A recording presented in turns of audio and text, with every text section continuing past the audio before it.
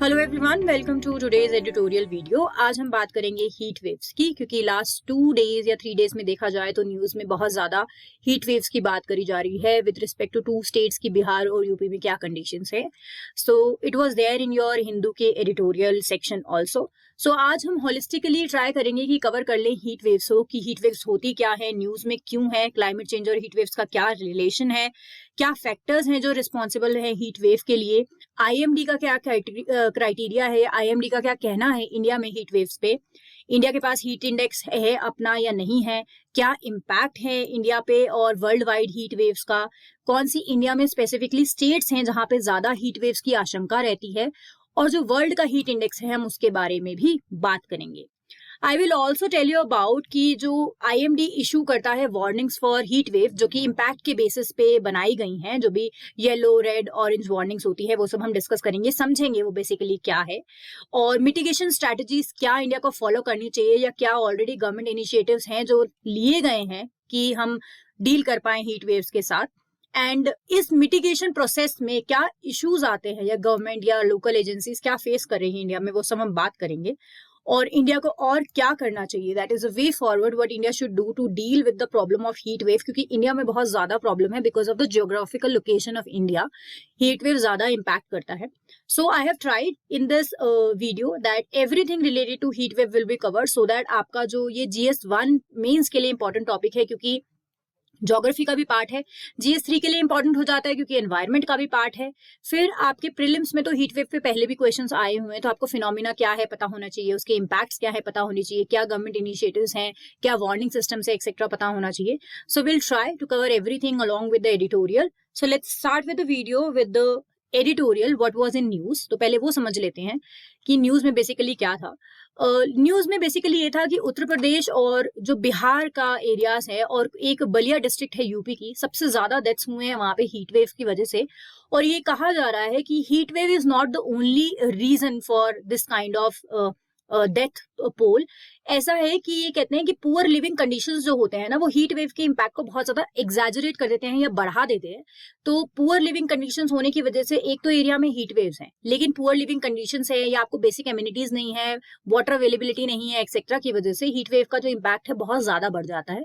सो उसके regarding newspapers में आपके एडिटोरियल्स थे। So you can see this is a clip of 2 editorials जो हिंदू में आए हैं कि हीट वेव्स के ऊपर, उनके क्लिप्स हैं। तो let's understand what were the key highlights in the newspapers. Newspapers के स्टेटमेंट से हमें ये पता लगता है कि heat wave is only half heat. Why we are saying this?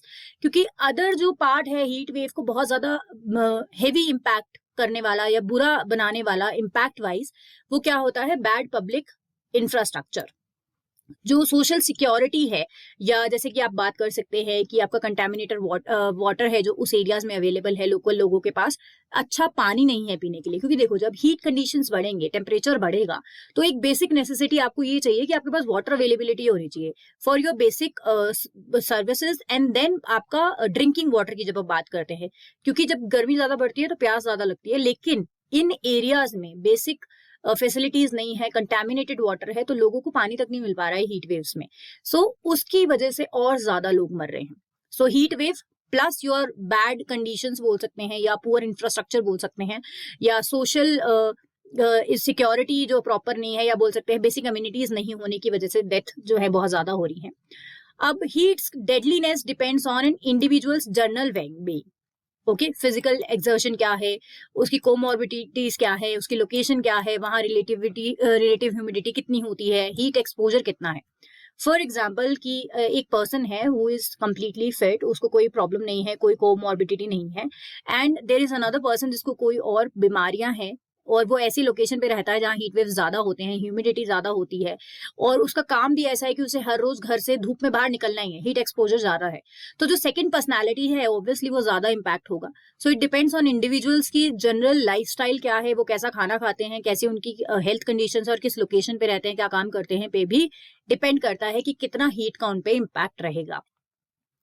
Now अब अनदर थिंग, ये बात करते हैं कि irrespective of all the complexities जितनी भी है इंडिया के पास, इंडिया सफर कर रहा है आपके इस क्राइसिस से, क्योंकि एक जो चीज है वो इम्पैक्ट करती है इस क्लाइमेट क्राइसिस। क्यों? देखो हीट वेव सब ज्यादा क्यों हो रहे हैं, पहले से ज्यादा बढ़ रहे हैं, क्योंकि climate change is another factor in this. Okay, so the climate impact on heat, the climate change और द ग्लोबल वार्मिंग जो ज्यादा हो रही है जिसकी वजह से हीट वेव्स बढ़ रहे हैं, क्योंकि इंडिया में और ज्यादा क्लाइमेटिक फैक्टर्स जैसे कि हमने देखा कि साइक्लोन्स के इंटेंसिफाई होने की चांसेस ज्यादा बढ़ रहे हैं, हीट वेव्स बढ़ रहे हैं, मॉनसून हमारा स्लो डाउन हो रहा है या रेन्स कम हो रहे हैं, फ्लड्स ज्यादा हो रहे हैं।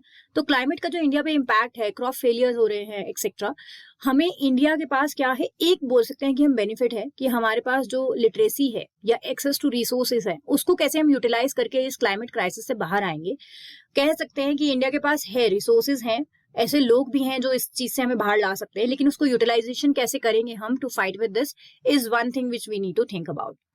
Now heat is deadly when our bodies are unable to shed the heat quickly as it accumulates. That means जितना जल्दी हम एब्जॉर्ब कर रहे हैं हीट, उतना जल्दी ही हम हीट को अपनी बॉडी से बाहर भी शेड कर पा रहे हैं। उस पर डिपेंड करता है कि हीट जितना ज्यादा हम बॉडी में रिटेन करेंगे हीट को, उतना ज्यादा वो डेडली होता है। अब वही बात आ जाती है कि जब बेसिक फैसिलिटीज नहीं है या पुअर लिविंग कंडीशंस होते हैं तो बॉडी वो हीट को रिटेन करती है। अब आपको अगर पानी नहीं मिल रहा है पीने के लिए तो आप वो बॉडी में हीट रिटेन करोगे, क्योंकि न्यूट्रलाइज करने के लिए आपके पास रिसोर्सेज नहीं है। और ये जो रिसोर्स की अनअवेलेबिलिटी है या पुअर लिविंग कंडीशंस है इंडिया में बहुत रीजंस की वजह से है, क्योंकि यहाँ पे कास्ट बेस्ड बायस भी है, जेंडर बेस्ड बायस भी है, ओवर क्राउडेड हॉस्पिटल्स हैं, अगर कोई बीमार पड़ भी जाता है और वो हॉस्पिटल जाता है तो वहाँ इलाज अच्छे से नहीं मिल पा रहा है क्योंकि burden of health care system पे इतना ज्यादा है।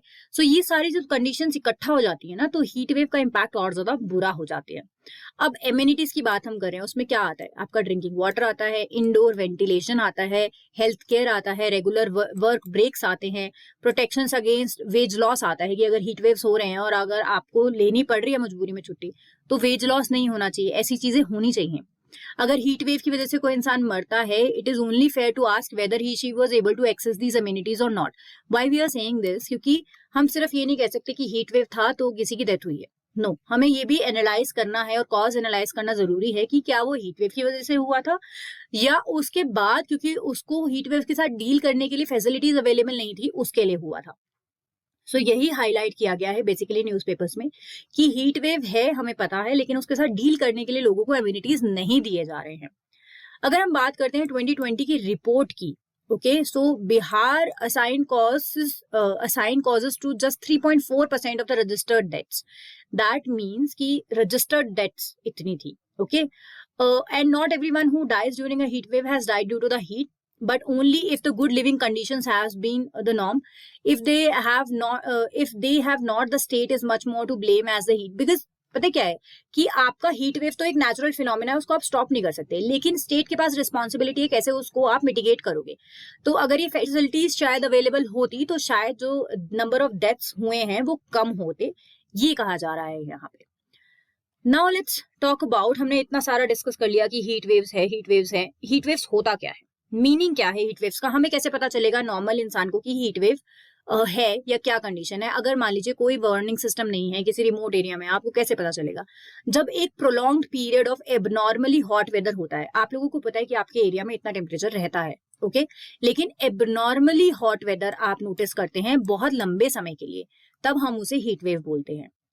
जनरली ये सेवरल डेज के लिए या वीक्स के लिए हो सकते हैं, ड्राई और ह्यूमिड क्लाइमेट्स में भी हो सकते हैं, ओके, ऐसा नहीं है कि ड्राई में ही होगा जहां बारिश नहीं होती उसी एरिया में हीट वेव्स आते हैं, ऐसा कुछ नहीं है। ड्राई एंड ह्यूमिड दोनों क्लाइमेट से एसोसिएटेड फिनोमिना है। और इसमें क्या होता है, जो टेम्परेचर जनरली होता है, फॉर एग्जाम्पल एक एरिया है उसका टेम्परेचर 25 रहता है, लेकिन हीट वेव्स में क्या होगा 4 से 6 डिग्री ज्यादा हो जाएगा, तो it will be almost around 29 to 30 degree very करेगा।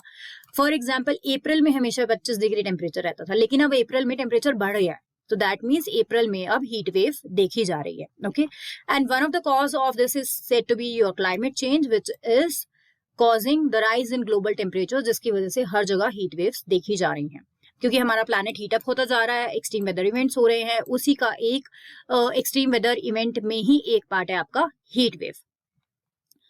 अब समझते हैं थोड़ा सा क्या फैक्टर्स हैं जो रिस्पॉन्सिबल है फॉर हीट वेव्स, ऐसे कौन सी चीजें हैं जिनकी वजह से हीट वेव्स जो है वो ज्यादा हो जाता है। पहला जो है वो है आपका prevalence of hot dry air over a region. Now जब हॉट एयर ड्राई एयर जो है, हॉट एंड ड्राई एयर किसी रीजन के ऊपर या एरिया के ऊपर होती है, इसका मतलब क्या होता है, वो रीजन वार्म हो जाता है। तो अब ड्राई एयर जो है ना वो सूटेबल रहती है ऐसी कंडीशंस के लिए। तो एक कंडीशन ये है कि हॉट ड्राई एयर अगर उस रीजन पे लगातार बनी रही है, तो one of the reason is that. Then is absence of moisture in upper atmosphere. अब जो अपर एटमॉस्फेयर में मॉइस्चर नहीं है, तो मॉइस्चर जो होता है ना टेम्परेचर को राइज करने से रोकता है, पर टेम्परेचर मिसिंग, मॉइस्चर जो है एब्सेंट है, तो इसका मतलब टेम्परेचर राइज होगा ज्यादा से ज्यादा। Now the sky should be practically cloudless. Why we are saying this, क्योंकि जब क्लाउड्स होते हैं तो पॉसिबिलिटी है रेन होगा, रेन होगा तो टेम्परेचर डाउन आएंगे, तो क्लाउड्स नहीं होने चाहिए बेसिकली हीट वेव्स कंडीशन में। Now large amplitude anti cyclone flow over the area. अब जब हम हीट वेव्स की बात करते हैं तो वो कहाँ हमें पाए जाते हैं, जनरली ना वो ओरिजिनेट होते हैं आपके north west India and south and east की तरफ मूव करते हैं, नॉट वेस्ट, क्योंकि जो प्रिवेलिंग विंड्स है ना ड्यूरिंग द सीजन वो वेस्टर्ली टू नॉर्थ वेस्टर्ली होती है, उसकी वजह से ये इन्हीं एरियाज में पाए जाते हैं। Okay, so large amplitude anti cyclonic flow over the area जब होता है which is associated with this, तो this is one of the factors. अब कुछ और फैक्टर्स भी हैं जो अफेक्ट करते हैं, जैसे कि जेट स्ट्रीम्स हैं कि किस तरीके से स्ट्रांग है या नहीं है, वो इम्पैक्ट करता है। एल नीनो या लालिना ईयर है या नहीं है। दूसरा है एंथ्रोपोजेनिक फैक्टर्स, वो क्या होते हैं, जैसे कि हमने सुना है हीट आइलैंड्स वाला केसेस। ओके, सो जब बहुत ज्यादा anthropogenic factors that is human created factors की वजह से या ह्यूमन की एक्टिविटीज, इंडस्ट्रियलाइजेशन, अर्बनाइजेशन जो हम ह्यूमंस कर रहे हैं उसकी वजह से जब बहुत ज्यादा टेम्परेचर बढ़ता है तो हीट आइलैंड इम्पैक्ट जो क्रिएट करता है वो भी एक अनदर फैक्टर है। अब समझते हैं आईएमडी का क्या क्राइटेरिया है, इंडिया में कैसे डिक्लेयर किया जाता है हीट वेव है या नहीं है। सो दो बेसिस होते हैं जिसके बेसिस पे आईएमडी है जो है वो डिसाइड करता है कि हीट वेव है या नहीं है। पहला होता है based on departure from the normal temperature, that means normal temperature से कितना डेविएशन है। तो जब हम बात करते हैं अगर डिपार्चर है 4.5 degree Celsius to 6.4 degree Celsius, for example the normal temperature as I told you is 25 degrees, अगर उससे 4.5 डिग्री ज्यादा है टेम्परेचर तो इसका मतलब वो हीट वेव कंडीशन है। बेस्ड ऑन द टेम्परेचर से कितना वो अवे जाएगा, डिपार्चर मीन्स कितना वो दूर जा रहा है उस बेसिक टेम्परेचर जो उस एरिया का होता है। अगर 6.4 डिग्री से ज्यादा बढ़ जाता है, दैट मीन्स 25 प्लस 6.4 आपका 31.4 डिग्री से ज्यादा टेम्परेचर उस एरिया का हो जाता है, तो सिवियर हीट वेव बोलता है IMD. Now the second criteria is based on actual maximum temperature. Okay, जब आपका एक्चुअल मैक्सिमम टेम्परेचर 45 डिग्री से ज्यादा या 45 डिग्रीज ही परसिस्ट करता है, मतलब कोई एक रीजन है वहां पे आपका टेम्परेचर जो है 45 डिग्री, ओके, या 45 डिग्री से ऊपर कंटिन्यूअसली रह रहा है, तो हीट वेव कंडीशंस मानी जाती हैं। सेवियर कब बोलते हैं, जब वो 47 डिग्री से ऊपर या इक्विवेलेंट रहता है। तो ये दो क्राइटेरिया आपको याद रखने हैं, based on departure from the normal temperatures, based on actual maximum temperatures जो क्राइटेरिया होते हैं। आपको इजी करने के लिए, कंपैरिजन के लिए मैंने यहाँ इमेज दे दिया है कि हीट वेव कंडीशंस क्या होती हैं। देखो 40 है, 4 to 5 डिग्रीज और मोर, और 40 डिग्री से 5 to 6 डिग्रीज और मोर वाला क्राइटेरिया, दोनों क्राइटेरिया मैंने यहाँ पे एक्सप्लेन कर दिया आपको। एक चीज आपको याद रखनी है, प्लेन्स एंड हिल्स में जो क्राइटेरिया होता है हीट वेव के लिए वो अलग होता है।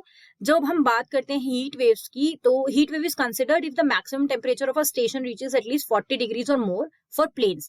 सो प्लेन्स में जब 40 डिग्री से ज्यादा हो जाता है या 40 डिग्री टेम्परेचर रीच करता है तब हम हीट वेव बोलते हैं, whereas the same conditions में हिल्स के लिए वो टेम्परेचर है 30 डिग्री। सो कंपैरिजन समझते हैं, अगर दिल्ली में 40 से ऊपर जा रहा है या 40 टेम्परेचर जा रहा है तो हम बोलेंगे हीट वेव सिनेरियो है। लेकिन सिमिलरली अगर शिमला में 30 डिग्री से ऊपर जा रहा है तब हम शिमला में 30 डिग्री पे ही बोल देंगे क्योंकि हीट वेव सिनेरियो है, क्योंकि वहां के नॉर्मल टेम्परेचर उस हिसाब से है। वहां 40 डिग्री तो बहुत ही ज्यादा हो जाएगा, वहां नॉर्मली टेम्परेचर ही 20 से 25 रहता है, तो 30 degree will be a high temperature zone. Okay, now let's move further and discuss about कि आईएमडी जो है वो हीट वेव को मॉनिटर कैसे करता है। देखो आईएमडी के पास ना बहुत बड़ा नेटवर्क है ऑब्जर्वेटरीज का एंटायर कंट्री में, जो हर जगह पे पैरामीटर्स मेजर करते हैं। वो पैरामीटर्स क्या है, वो टेम्परेचर भी मेजर करता है, relative humidity, pressure, wind speed, directions क्या है विंड्स की, एक्सेट्रा, ये सब आईएमडी मेजर करता है। So based on daily maximum temperature of station data, that means एक पर्टिकुलर एरिया का डेली मैक्सिमम टेम्परेचर क्या है, उसके बेसिस पे क्लाइमेटोलॉजी ऑफ मैक्सिमम टेम्परेचर जो है वो प्रिपेयर की जाती है। ठीक है, क्या क्यों की जाती है कि वो एक फाइंड आउट कर सके कि नॉर्मल मैक्सिमम टेम्परेचर क्या है उस जगह का, एंड उसके बाद वो ये देखते हैं कि 4 डिग्री और 6.4 डिग्री तक टेम्परेचर जा रहा है या नहीं जा रहा है उस हिसाब से। सो बेसिकली आईएमडी के ऑब्जर्वेशंस के हिसाब से हर जगह का मैक्सिमम टेम्परेचर निकाल लेते हैं। उसके बाद उसका टेम्परेचर जितना ज्यादा ऊपर जाता जाएगा, आईएमडी हीट वेव्स उस रीजन में डिक्लेयर करता है। अब हीट वेव्स इंडिया में किस पीरियड में होती हैं? जनरली जब हम बात करते हैं मार्च से जून का जो समय होता है वो आपके हीट वेव के लिए बहुत ज्यादा पीक पीरियड माना जाता है इंडिया में। इसमें हीट वेव्स आपको बहुत ऑब्जर्व करने के लिए मिलेंगी। जुलाई में बहुत रेयरली देखी जाती है, क्योंकि देखो जुलाई तक ना मानसून आ चुका होता है, बारिश हो रही होती है बहुत जगह पे, तो टेम्परेचर डाउन आता है, तो इसका मतलब हीट वेव कंडीशन नॉर्मलाइज होती हैं।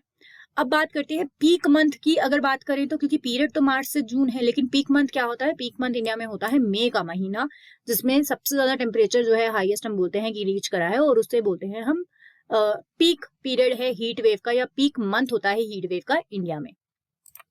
अब हमने डिस्कस करा कि इंडिया में किस टाइम पीरियड में हीट वेव्स होती है। थोड़ा सा देखते हैं किन स्टेट्स में ज्यादा अगर हीट वेव जो है वो देखा जाता है, या हीट वेव प्रोन हम उन्हें बोलते हैं।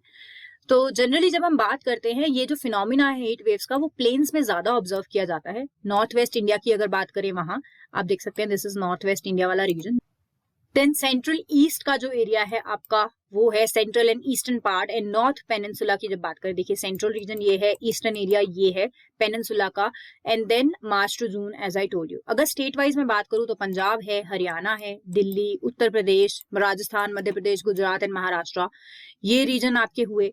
देन आपका Bihar, Jharkhand, West Bengal, Odisha, Andhra Pradesh, Telangana, and कभी कभी तमिलनाडु और केरला के रीजन्स में भी देखा जाता है हीट। जनरली नहीं देखा जाता है, कभी कभी की बात करें हैं। और human and animal life both को बहुत एडवर्सली इम्पैक्ट करता है हीट वेव। सो आपको ये जगहें पता होनी चाहिए कि हीट प्रोन एरियाज इंडिया में क्या है। थोड़ा सा अब 2023 के डेटा के हिसाब से नंबर समझ लेते हैं कि एवरेज नंबर ऑफ हीट जो वेव्स के डेज होते हैं इंडिया में क्या है। अगर 2010 में कंपेयर करूं तो 2010 में 279 डेज थे जिन दिनों में हीट वेव एक्सपीरियंस किया गया इंडिया में। 2011 में नंबर कम आया था, 12 में दोबारा 201 पे रहा। लेकिन अगर हम 2022 की बात करते हैं तो अब ये नंबर लास्ट ईयर 190 था, एंड अभी 2023 का data is still to be released, क्योंकि जब तक जुलाई नहीं आएगा तब तक सारे नंबर ऑफ डेज कैलकुलेट नहीं होंगे। सो आप ये देख सकते हैं कि बीच में कम हुआ है, लेकिन 2010 से लेके 2022 में सबसे ज्यादा अभी रहा है। मैक्सिमम रहा 2012 में रहा आपका, फिर बहुत ज्यादा एक्सपीरियंस किया आपने 2019 में 174 दिन थे, देन 2016 में 150 दिन थे, 2022 में 190 दिन है। सो हीट वेव के नंबर ऑफ डेज इंक्रीज ही हो रहे हैं by the time it is 2022। Now average number of heat wave days जो एक्सपीरियंस किए जाते हैं, जैसे देख सकते हैं आप, राजस्थान में 26 सबसे ज्यादा है यहाँ पे, हरियाणा में 24, पंजाब में 24, Jharkhand 18, Delhi 17, Uttar Pradesh 15, Uttarakhand 15, Madhya Pradesh 13 and Bihar 6। Now this was 2022 का डेटा, एंड ये जो है आप इससे ये पता लगा सकते हैं कि जितना ज्यादा एक स्टेट है जो जैसे कि राजस्थान है, वहां पे वैसे ही वाटर स्कार्सिटी का इशू है, तो और ज्यादा हीट वेव्स कंडीशंस है, क्योंकि वहां तो बारिश वैसे भी कम होती है। एंड हरियाणा, पंजाब, झारखंड, दिल्ली, यहाँ तो बारिश होती है, लेकिन फिर भी 24 दिन, 18 दिन, 17 दिन ऐसे हीट वेव्स के दिन जो है वो ऑब्जर्व किए जाते हैं। अब थोड़ा सा समझते हैं कि हीट वेव्स का इम्पैक्ट क्या है। नाउ हीट वेव्स के ना वेरियस इम्पैक्ट्स होते हैं, एनवायरमेंट पे भी है, सोसाइटल इम्पैक्ट है, हेल्थ पे है, कॉस्ट ऑफ लिविंग पे है, एनर्जी सेक्टर पे है, लेबर प्रोडक्टिविटी, एग्रीकल्चर, माइग्रेशन, सब चीजों पे जो हीट वेव्स हैं उसका कलेक्टिव इम्पैक्ट होता है। तो थोड़ा सा समझते हैं कि एनवायरमेंटल एंड सोसाइटल इम्पैक्ट की बात अगर मैं करती हूँ, सो अकॉर्डिंग टू स्टडीज जो कंडक्ट हुई थी through out the year, India ने मोर हीट वेव्स देखे ऑन एन एवरेज, जितने वो लास्ट डिकेड की अगर बात करें तो इंडिया में इट हैज इंक्रीज। सो इससे क्या हो रहा है बेसिकली, एक तो टेम्परेचर राइज हो रहा है, दूसरा बहुत लोगों को इम्पैक्ट हो रहा है सोसाइटी के, और बहुत सारे डेथ्स जो हैं वो इंक्रीज हो रहे हैं। एंड फर्दर ये भी बात करिए गई है कि आगे भी ना नंबर ऑफ डेज इंक्रीज ही होंगे, कम तो कुछ होता नहीं दिख रहा है। अब बात करते हैं आपकी कि जो हेल्थ पे है वो कैसे इम्पैक्ट करता है। देखो, हेल्थ का इम्पैक्ट समझने के लिए ना आपको ये देखना पड़ेगा कि बेसिक चीज समझो कि जब भी हीट वेव बढ़ेगी ना, तो आपको क्या चाहिए, जो आपकी मोर्टेलिटी एंड मॉर्बिडिटी है ना वो बढ़ेगा, क्योंकि जो एल्डरली है, चिल्ड्रन है, स्लम ड्वेलर्स हैं, मार्जिनाइज ग्रुप है, उन लोगों को ज्यादा इम्पैक्ट करेगा, क्योंकि रिसोर्स अवेलेबिलिटी नहीं है। उसकी वजह से क्या होगा, उनकी हेल्थ खराब होगी, और अगर किसी इंसान को कोमॉर्बिडिटी है तो वो तो ज्यादा ही इम्पैक्ट होगा। उसकी वजह से और ज्यादा प्रॉब्लम्स क्या आएंगी। देखिए, हेल्थ केयर सिस्टम पे ऑलरेडी बर्डन है, इमरजेंसी सर्विसेज की ज्यादा जरूरत पड़ेगी, ज्यादा हॉस्पिटल्स में डॉक्टर्स की जरूरत पड़ेगी, क्योंकि आपको बहुत लार्ज जो पॉपुलेशन है उसको ट्रीट करना है और उनको सिमिलर प्रॉब्लम्स हैं ना। कॉस्ट ऑफ लिविंग की बात करते हैं कि कॉस्ट ऑफ लिविंग पे कैसे इम्पैक्ट करता है। देखो, कॉस्ट ऑफ लिविंग के लिए जब भी की हीट वेव कंडीशन है, टेम्परेचर बहुत ज्यादा राइज हो रहे हैं, तो एक बेसिक की डिमांड क्या आती है कि आपको air conditioning, fans, water cooler, ये सब जो है वो ज्यादा यूज करने हैं, और नॉर्मल इंसान भी यूज करना चाहेगा, ये फैसिलिटीज चाहिए होंगी। अब इन सब के लिए आपको कॉस्ट ऑफ, या आपका पैसा खर्च होगा, that means cost of living जो है आपकी किसी भी एरिया में जहाँ हीट वेव ज्यादा होती है वहां एक्सपेंसिव रहेंगी। एनर्जी की थोड़ा सा समझते हैं। अब जैसे मैंने बोला, एयर कंडीशनर है, फैंस हैं, कूलर्स है, एक्सेट्रा, ये ज्यादा चलेंगे, तो एनर्जी कंजम्पशन ज्यादा होगी, डिमांड फॉर एनर्जी ज्यादा होगी, सो एनर्जी के ऊपर बर्डन ज्यादा पड़ेगा, that means we need more electricity. Okay, labour productivity. अब लेबर प्रोडक्टिविटी कैसे हैम्पर होता है, it will be decreasing. Why? Because जब जो लोग काम कर रहे हैं बाहर, हीट वेव कंडीशंस में काम कर रहे हैं, और उनके पास या एसी ऑफिसेस में नहीं बैठते हैं, तो ऑब्वियसली हीट वेव की वजह से उन्हें प्रॉब्लम तो हो रही है, एंड उसकी वजह से क्या होगा, जो इम्पैक्ट हो रहा है, उनकी प्रोडक्टिविटी कम होती है। क्योंकि अगर कोई इंसान 2 घंटे में फॉर एग्जाम्पल 10 पेजेस लिख सकता था, बट हीट वेव कंडीशन में शायद 7 ही लिख पाएगा, क्योंकि उसको एडवर्स कंडीशन में काम करना पड़ रहा है। नाउ बात करते हैं आपका एग्रीकल्चर का। एग्रीकल्चर पे जब इम्पैक्ट की बात करते हैं तो क्या होता है, जब आपके टेम्परेचर बहुत ज्यादा राइज होते हैं, तो क्रॉप, अगर कोई एक क्रॉप है जो 25 डिग्री पे सर्वाइव कर सकती है, लेकिन उसके लिए वहां टेम्परेचर 28 डिग्री है, तो क्रॉप जो है वो खराब होगी, यील्ड अच्छी नहीं होती है, तो एग्रीकल्चर पे इम्पैक्ट होता है। और इसको बैलेंस करने के लिए फिर इरिगेशन के लिए पानी ज्यादा चाहिए, which is again a problem. Okay, then another thing is migration. अब फॉर एग्जाम्पल, जो लोग रह रहे हैं in the areas which are impacted by heat waves, वो जनरली वहां रहना प्रेफर नहीं करेंगे, क्योंकि वहां कॉस्ट ऑफ लिविंग हाई है, एनर्जी क्योंकि इतनी ज्यादा अवेलेबल नहीं है, तो पावर कट्स होते होंगे, उनकी प्रोडक्टिविटी डिक्रीज हो रही है, हेल्थ इंपैक्ट हो रहा है, तो obviously people tend to migrate from the areas which are impacted by your heat waves. So this was impact of heat waves in nutshell. मैंने आपको ब्रीफ एक चार्ट भी दे दिया है, so that if you want to understand the correlation between environment, agriculture, health, power scarcity है, या आपकी इकोनॉमी पे क्या इम्पैक्ट है, ट्रांसपोर्टेशन पे क्या इम्पैक्ट है, वो सब आप इंटरलिंक कर सकते हो इन चीजों से। Though I have explained everything from this, just go through this chart for better understanding. Description भी दे दिया है for with the some of the data given by IMD, so you can refer to this also. Now let's understand what is heat index. अब आपका जो heat index होता है ना, it is a combination of air temperature and relative humidity, क्योंकि ये दो चीजें जो है मेजरली रिलेटेड है आपकी हीट वेव्स के साथ, and it measures how hot it is really feels when relative humidity is factored in with the actual air temperature. That means कि आपको एक्चुअली फील कितना हॉट हो रहा है उस टेम्परेचर में, उसको ये मेजर करता है। So that is your heat index. Um क्या है हीट इंडेक्स का आपका? This is to quantify the impact of heat on population. It's generate impact based heat wave alerts for specific locations, जैसे कि IMD देता है। अब it can be understood by illustration I have given here. When the body gets too hot, it begins to perspire और sweat to cool itself off. एक basic phenomena है। If the perspiration is not able to evaporate, the body cannot regulate its temperature. That means जो आपको sweat आता है उसको evaporate होना भी जरूरी है। अगर नहीं हो रहा है तो आपका टेम्परेचर कंट्रोल नहीं होगा बॉडी का, क्योंकि इवेपोरेशन एक कूलिंग प्रोसेस होता है। Okay, so it reduces your body temperature basically. जब एटमॉस्फेरिक मॉइस्चर कंटेंट जो होता है वो हाई होता है, तो इवेपोरेशन जो है आपका बॉडी से डिक्रीज होता है। एक तो टेम्परेचर ज्यादा है, ऊपर से रिलेटिव ह्यूमिडिटी ज्यादा है हीट वेव कंडीशन में, तो बॉडी से स्वेट आ रहा है लेकिन इवेपोरेट नहीं हो रहा, तो आपकी बॉडी कूल हो ही नहीं रही है, तो इसका मतलब बॉडी को वार्म फील होगा in humid conditions. Okay, and when humidity कम होती है, आपकी रेट ऑफ जो आपका इवेपोरेशन ऑफ स्वेट होता है वो बढ़ जाता है, बॉडी ज्यादा कूल फील करती है एरिड कंडीशंस में। So this is what it measures, कि बॉडी को एक्चुअली क्या फील हो रहा है, उससे ही वो हीट इंडेक्स आपका मेजर करता है। सो डायरेक्ट रिलेशन है air temperature and relative humidity में हीट इंडेक्स की जब हम बात कर रहे हैं। तो जैसे जैसे air temperature and relative humidity increase होगा, हीट इंडेक्स आपका बढ़ेगा। जैसे जैसे आपका हीट टेम्परेचर कम होगा एंड रिलेटिव ह्यूमिडिटी कम होगी, हीट इंडेक्स आपका डिक्रीज होगा। Let me explain this relation between temperature and humidity with a image ताकि कि आपको better समझ आ पाए. Now this is given by the weather department only. And इस इमेज में देखो आपको पता चलता है एक जगह है आपका रिलेटिव ह्यूमिडिटी, एक तरफ है आपका टेम्परेचर. जैसे जैसे आपका टेम्परेचर बढ़ता जा रहा है और रिलेटिव ह्यूमिडिटी की परसेंटेज बढ़ रही है, देखो यहाँ 130, 124, 90, 119, आपका जोन बढ़ता जा रहा है. येलो से ऑरेंज है, देन रेड है. ओके, दैट इज ये जो है हीट इंडेक्स के वार्निंग के कलर्स होते हैं जो IMD इशू करता है.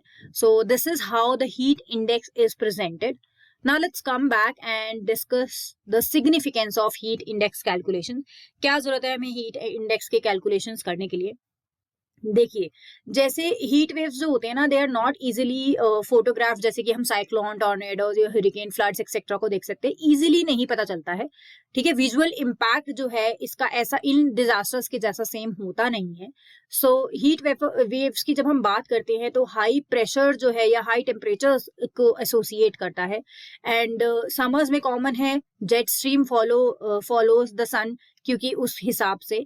एंड क्योंकि हमें इस हीट के इम्पैक्ट से अपनी प्रॉपर्टी, लाइफ, एनिमल्स या फ्लोरा एंड फौना सबको बचाना है, उसके लिए आपको ये मेजर करना बहुत ज्यादा जरूरत है कि कैसा आपकी बॉडी को हॉट वेदर फील हो रहा है.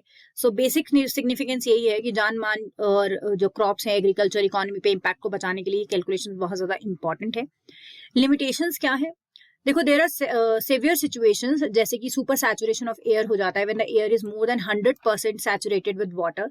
So heat index does not perform effectively. जब बहुत ज्यादा आपका सैचुरेटेड विद वाटर, मतलब एयर में वाटर अवेलेबिलिटी है, दैट इज ह्यूमिडिटी बहुत हाई है. एडिशनल डिफिकल्टीज क्या होती है? हीट इंडेक्स में अजम्पशन होता है कि individual is healthy and has easy access to water and shade.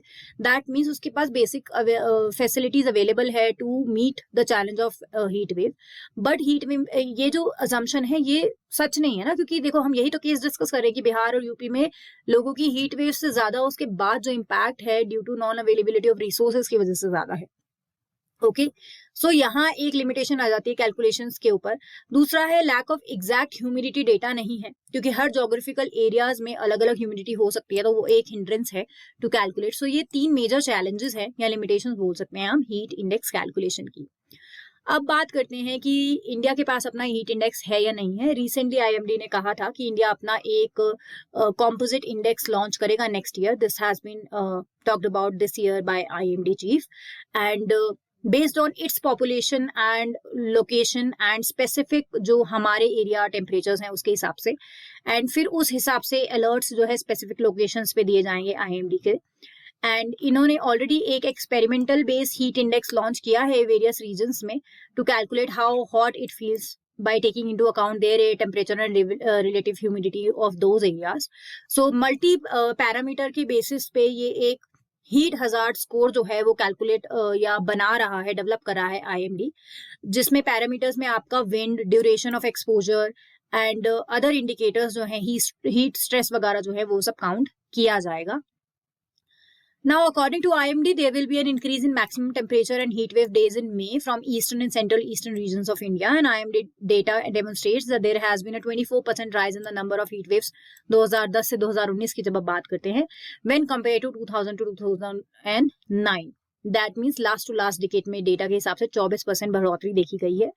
And जो डिफरेंस होगा heat index of US and India में, इंडियाज हीट हजार्ड स्कोर में, इज दैट इंडिया वाला जो होगा it will consider other parameters that aggravate heat situations, जैसे कि minimum temperature, wind, other या एक्सपोजर ड्यूरेशंस एक्सेट्रा, जो कि US का जो हीट इंडेक्स है वो कंसिडर नहीं करता है. इंडिया वो भी कंसिडर करके अपना बेटर बनाना चाह रहा है अपने डेमोग्राफिक कंडीशंस, अपने ज्योग्राफिकल कंडीशंस, लोकेशंस एक्सेट्रा लोगों के हिसाब से.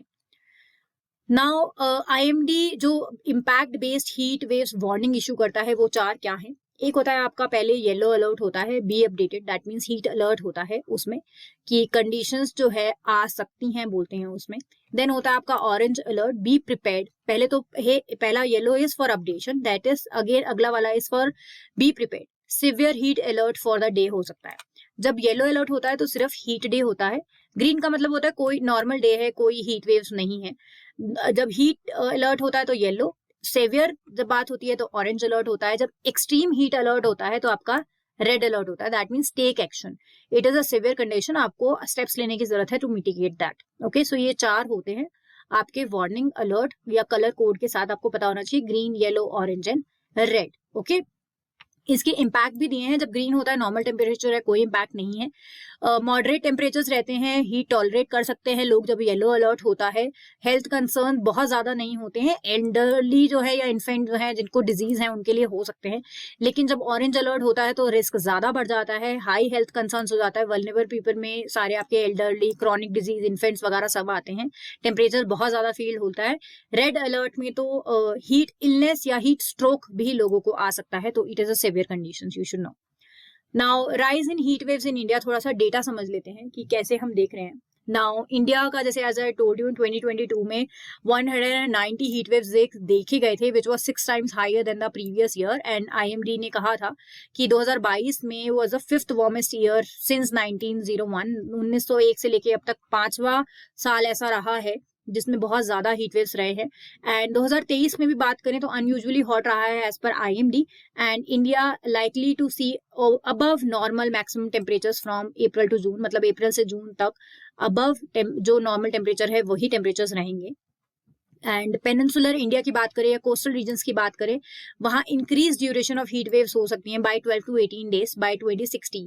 दैट मीन्स 2060 तक का अगर सिनेरियो देखते हैं तो number of heat wave days जो है वो इंडिया में बढ़ने ही वाले हैं। रिकमेंडेशंस आई थी, एक रिपोर्ट आया है heat and cold waves in India process and predictability, जिसमें बोला गया है कि India's building through ventilation and insulation, India की बिल्डिंग्स में ये बढ़ाने की जरूरत है। अवेयरनेस अबाउट हीट स्ट्रेस बढ़ाने की जरूरत है। वर्क शेड्यूल्स बदलने की जरूरत है। अर्ली मॉर्निंग्स होने चाहिए, कूल शेल्टर्स होने चाहिए to combat these problems. Now report में जो डेटा है, this report has used the data till 2020, आपको ये याद होना चाहिए। Now let's move to reasons why India is facing heat waves. देखो बहुत सारे मल्टीपल रीजंस हो सकते हैं। पहला तो है कि जो आपका अर्बनाइजेशन है जिसकी वजह से ना कॉन्क्रीटाइजेशन बढ़ रहा है, ट्री कवर कम हो रहा है। अब ट्री कवर से क्या होता है, शेड होता है, आपका विंड जो होती है ज्यादा बेटर होती है, कूल डाउन इफेक्ट रहता है, तो एक वन वो है। अर्बन हीट आइलैंड इम्पैक्ट है, टेम्परेचर उसकी वजह से 3 से 4 डिग्री ज्यादा ही बढ़ गए हैं, तो वो एक रीजन है। ग्लोबल टेम्परेचर जो बढ़ रहे हैं is another reason. Night time temperature अब जो है वो भी बढ़ रहे हैं। पहले होता था रातें ठंडी होती थी, दिन गर्म होते थे, लेकिन अब वो भी रात के टेम्परेचर्स भी बढ़ रहे हैं, वो भी एक अनदर रीजन है। जो डेली पीक टेम्परेचर्स हैं वो ज्यादा है और लंबी ड्यूरेशंस के लिए ज्यादा है। Another reason is that UV rays जो है वो ज्यादा इंटेंसिटी से आ रहे हैं अर्थ पे। ओके, सो वो भी रीजंस है। तो आपको ये सारे रीजंस पता होने चाहिए कि इंडिया क्यों फेस कर रहा है हीट वेव्स, ये पर्टिकुलरली टू इंडिया रीजंस है आपका। इंडिया की क्या मिटिगेशन स्ट्रैटेजी रही है अभी तक आपका इम्पैक्ट को कॉम्बैट करने के लिए, हीट वेव्स के लिए, तो बात करते हैं। तो एक एक्सट्रीम वेदर कंडीशंस हम बोलते हैं, रिसेंटली तो बन ही गया है इंडिया में एक्सट्रीम वेदर कंडीशंस, क्योंकि हर साल हम फेस कर रहे हैं। और डिजास्टर मैनेजमेंट इन इंडिया को इस पे फोकस करना चाहिए क्योंकि हेल्थ एंड एनवायरनमेंट पे इम्पैक्ट बहुत ज्यादा है। समर सीजन में बहुत ज्यादा मॉर्बिडिटी बढ़ जाती है और मोर्टेलिटी बढ़ जाती है कंट्री में due to your heat wave, so we have to take steps for this. Now at regional level जब हम बात करते हैं तो अहमदाबाद म्युनिसिपल कॉर्पोरेशन ने एक फर्स्ट हीट एक्शन प्लान 2013 में बनाया था, जो कि वहां पे 2010 में जो बहुत ज्यादा devastating heat wave related deaths हुई थी उसके बाद। देन उड़ीसा की बात करें तो उड़ीसा का स्टेट डिजास्टर मैनेजमेंट अथॉरिटी है, उन्होंने स्टेप्स लिए हैं, जैसे अर्ली वार्निंग है, पब्लिक आउटरीच है, मेडिकल अपग्रेडेशन एक्सेट्रा जो है, उन्होंने अपना मेडिकल सेटअप बेटर किया है डील करने के लिए। इंडिया के NDA में, that means national disaster management authority ने 2016 में कॉम्प्रिहेंसिव गाइडलाइंस इश्यू किए थे कि नेशनल लेवल की स्ट्रैटेजी कैसे प्रिपेयर की जानी चाहिए हीट वेव्स को मिटिगेट करने के लिए। प्रिवेंटिव मेजर्स लिए गए हैं, बहुत सारे लिए गए हैं, लेकिन फिर भी अभी भी एक्सट्रीम वेदर रिलेटेड शॉक्स हम फेस कर रहे हैं। इनिशिएटिव्स जो लिए गए हैं वो सफिशिएंट नहीं है ह्यूमन फैटेलिटीज को प्रिवेंट करने के लिए हीट वेव से। So preventive measures, mitigation, preparedness actions को बेटर करने की बहुत ज्यादा जरूरत है। अब हम बात कर लेते हैं गवर्नमेंट ने क्या क्या इनिशिएटिव्स लिए हैं टू मिटिगेट हीट वेव्स। पहला है आपका national action plan for climate change. Now there are 8 national missions forming the core of NAPCC। जिसमें जो रिप्रेजेंट करता है multi pronged and long term and integrated strategies also, जिसमें आपके जो मिशन है वो national solar mission, enhanced energy efficiency, sustainable habitat, water mission, sustaining the Himalayan ecosystem etcetera, सारे मिशन आते हैं, जिसमें आपका ग्रीन इंडिया भी है, sustainable agriculture, strategic knowledge for climate change etcetera. So ये हीट वेव्स के साथ भी डील करता है जो national action plan for climate change है, क्योंकि क्लाइमेट चेंज की वजह से एक इम्पैक्ट आपका हीट वेव्स है। देन इंडिया का कूलिंग एक्शन प्लान है जो कि एड्रेस करता है cooling requirement across sectors, okay, and reducing the cooling demand by 20 to 25% and refrigeration demand by 20 to 30% by the year 2037 are the goals of this plan. Then NDMA के guidelines as I told you है ही, वो national level strategies बनाते हैं। Then आपको ये पता होना चाहिए कौन सी गवर्नमेंट एजेंसीज इन्वॉल्व है in management. So I have given you the table कि क्या रिस्पॉन्सिबिलिटी है, जैसे एनडीएम है, आईएमडी है, ministry of urban rural development है, हेल्थ मिनिस्ट्री है, आपकी अदर जो डिपार्टमेंट्स है, या इंफॉर्मेशन एंड ब्रॉडकास्टिंग का क्या रोल है, वो सब मैंने इस टेबल में आपको दिया है, आप इसे पढ़ सकते हो। इसका एक जनरल आइडिया होना चाहिए मेंस में रेफरेंस देने के लिए, ओके। अब हमने बोला कि मिटिगेशन जो है वो इंडिया कर रहा है, प्लान्स है एक्सेट्रा, लेकिन प्रॉब्लम्स क्या है मिटिगेशंस के साथ? देखो, पहला तो जो है ना, इंडिया में हीट वेव्स हर साल हो रहे हैं, हर साल लोग भी मर रहे हैं, लेकिन ये ना डिजास्टर नहीं कहा गया है अभी तक, डिजास्टर मैनेजमेंट एक्ट के तहत भी नहीं आता है, ओके। लैंड इंक्रोचमेंट्स बढ़ने की वजह से सिटीज में डिग्रेडेशन जो हो रही है एनवायरनमेंट की, हिली रीजन्स में जो डिग्रेडेशन हो रही है, उसकी वजह से हीट आइलैंड वाली सिचुएशंस है, जिसकी वजह से कंडीशंस और बढ़ रही हैं। अब इसको कैसे रोकेंगे, लैंड इंक्रोचमेंट या डिग्रेडेशन ऑफ हिली रीजन्स को, इसको कैसे रोकना है या कम करना है, ये एक बहुत बड़ा इश्यू है। अब रूरल एडमिनिस्ट्रेशन जो है वो कैसे हीट वेव्स को डील करता है, एपैथेटिक है या नहीं है, वो एक बहुत बड़ा इशू आ जाता है। Global warming is problem creating factor जब हम हीट वेव की बात करते हैं, क्योंकि लगातार बढ़ ही रहा है, तो वो मिटिगेट करने में प्रॉब्लम बनता है, क्योंकि उसकी वजह से हीट वेव इनहांस होते हैं। नाउ आईपीसीसी की बात करें तो वर्ल्ड टेम्परेचर जो है वो एक्सीड कर रहे हैं 1.5 डिग्री को एंड 2 डिग्री को, जिसकी वजह से हीट वेव्स और ज्यादा बढ़ रहे हैं, फ्रीक्वेंसी बढ़ रहे हैं। देन डिफॉरेस्टेशन कम नहीं कर रहे हैं हम लोग, डिफॉरेस्टेशन की वजह से फॉरेस्ट एरिया कम हो रहा है, जो कि और ज्यादा हीट वेव्स को बढ़ा रहा है। सो ये सारे इश्यूज हैं कि जो हम डेवलपमेंट के नाम पे एनवायरनमेंट को इम्पैक्ट कर रहे हैं ना, चेन इफेक्ट हो रहा है। एक तरफ से हम डेवलपमेंट के नाम पे एनवायरनमेंट इम्पैक्ट कर रहे हैं, जिससे क्लाइमेट चेंज हो रहा है, क्लाइमेट चेंजेस से आपके वर्ल्ड टेम्परेचर्स बढ़ रहे हैं, उससे हीट वेव्स और ज्यादा हो रहे हैं। सो समहाउ हमें ना वो स्टिक करना पड़ेगा कि हमारे ग्लोबल टेम्परेचर्स नहीं बढ़ने चाहिए, ओके। नाउ इंडिया को क्या करना चाहिए? दो India has several plans, but India को और क्या करना चाहिए? इंडिया के पास अपना एक हीट वेव एक्शन प्लान होना चाहिए, ताकि कि वो सारे इम्पैक्ट्स, जो एडवर्स इम्पैक्ट्स है, उसको डील कर सके। एंड अर्ली वार्निंग सिस्टम्स जो ऑलरेडी हैं उनको ज्यादा बेटर करना होगा, ताकि कि प्रिवेंटिव मेजर्स एंड जो कॉन्स्टेंट है डिजास्टर इम्पैक्ट के या हीट वेव्स के, उनको बेटर डील किया जा सके। Declaration of heat waves as a natural disaster बहुत लॉन्ग ड्यू है कि हमने नेचुरल डिजास्टर इसको डिक्लेयर नहीं किया है, क्योंकि बहुत लोगों को इंडिविजुअल या रीजनल लेवल पे अगर या लोकल कम्युनिटीज की बात करते हैं, वो खुद इसकी टेक केयर करते हैं कि उनके एरियाज में कैसे हम डील करेंगे। तो हमें पब्लिक अवेयरनेस की भी जरूरत है, हमें इसे नेचुरल डिजास्टर डिक्लेयर करने की जरूरत है, सो दैट ये एम्बिट में आए। नेशनल डिजास्टर एक्ट जो है हमारा, उसके तहत रिकॉग्नाइज करेंगे तो मेजर्स बेटर टेक केयर कर पाएंगे हम। देन लोकल लेवल प्रिपेयर्डनेस की बात करते हैं। लोकल लेवल प्रिपेयर्डनेस क्यों करें? जैसे कि फॉर एग्जांपल फ्लड है या आपका कोई और डिजास्टर होता है, उस इंडिया में और हीट वेव जो है सेकंड मोस्ट लीथल डिजास्टर है फ्लड्स के बाद। तो उनके लिए जैसे लोकल लेवल पे हम लोगों ने प्रिपेयर्डनेस प्लान्स बनाए हैं या अवेयरनेस फैलाया है, वैसे हीट वेव्स के लिए भी एक एक्शनल प्लान की जो हम बात करें उसमें regional, then state level, then आपका नेशनल लेवल, हर लेवल पे डिसेंट्रलाइज जो आपका लेवल्स होते हैं, उन हर लेवल पे एक सिस्टम होना चाहिए प्रिपेयर्डनेस का। उसके बाद एक एक्शन प्लान होना चाहिए कि अगर आते हैं हीट वेव्स तो कैसे डील करेंगे, और उसके बाद जो है हमारा क्या आगे के लिए क्या प्लान रहेगा, वो होना चाहिए। Okay, so this was all about heat waves. I have explain everything from my end. अगर कोई डाउट है, कुछ है, तो आप please do tell us in the comment section, we will clarify that. And अगर पर्टिकुलरली आपको कोई और टॉपिक पढ़ना है तो do comment in the do comment us and tell us the topic name. We'll create a video for that also.